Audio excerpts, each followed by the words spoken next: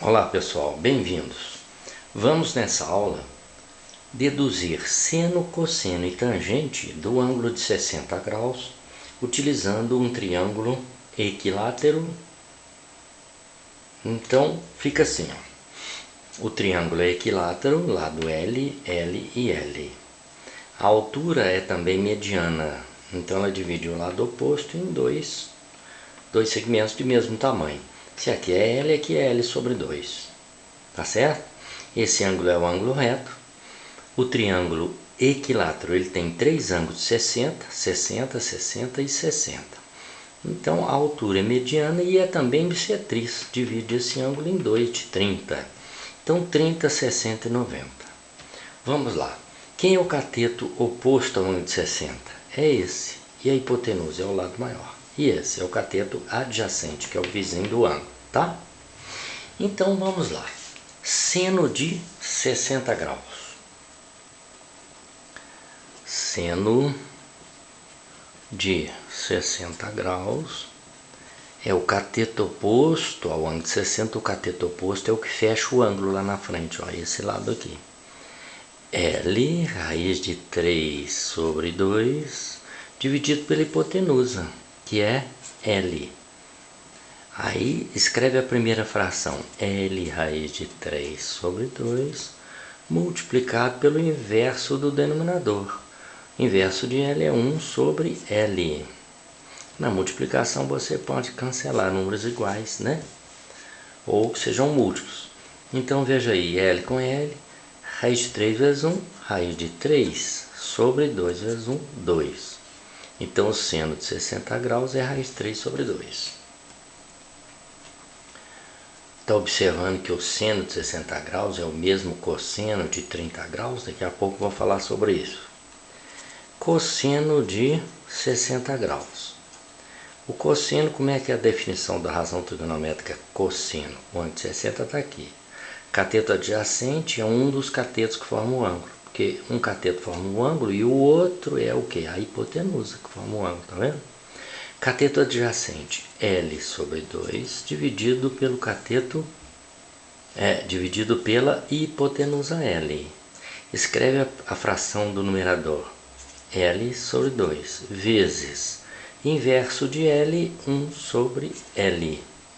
L cancela com L, dá 1, resposta 1 sobre 2, meio. Veja que o cosseno de 60 é igual ao seno de 30 graus, que é meio. Lembra? Agora a tangente. Tangente de 60 graus. Como é que é a definição da tangente? A tangente é cateto oposto, esse, dividido pelo cateto adjacente, esse. Tangente, cateto oposto sobre adjacente. O adjacente rima com a tangente, não é verdade? Cateto oposto. L, raiz de 3 sobre 2, dividido pelo adjacente, que é L sobre 2. Repete a fração do numerador. L, raiz de 3 sobre 2, vezes o inverso de L sobre 2. L sobre 2, o inverso é 2 sobre L. 2 sobre L. Porque na divisão você multiplica pelo inverso, lembra? Ó, divisão multiplica pelo inverso do divisor, o inverso do denominador. 2 dividido por 2 é 1, L dividido por L é 1. O que restou? Raiz quadrada de 3. Essa raiz quadrada de 3, a tangente de 60, é o inverso da tangente de 30. Então, vamos voltar lá à tabela. O seno de 60 graus. Acabamos de calcular. Seno de 60 graus, raiz de 3 sobre 2. Cosseno de 60 graus, meio. Tangente de 60 graus, raiz quadrada de 3. Observe que o ângulo de 30 e 60 são chamados ângulos complementares, ou seja, ângulos cuja soma é 90 graus. Quando os ângulos são complementares, o seno de um, olha aqui o seno de 30, é igual ao cosseno do outro, olha o cosseno de 60. O cosseno de 30, raiz de 3 sobre 2, é igual ao seno de 60, raiz de 3 sobre 2. A mesma coisa acontece com o ângulo de 45 graus. Quanto que é 45 mais 45? Não é 90? Então observa que o seno dos dois é igual. Porque eu não acabei de falar que o seno de um é igual ao cosseno do outro, só que o um e o outro aqui são iguais a 45, entendeu? E a tangente de 30 graus, raiz de 3 sobre 3. A tangente de 60 é raiz quadrada de 3. Esses dois números são números inversos, entendeu?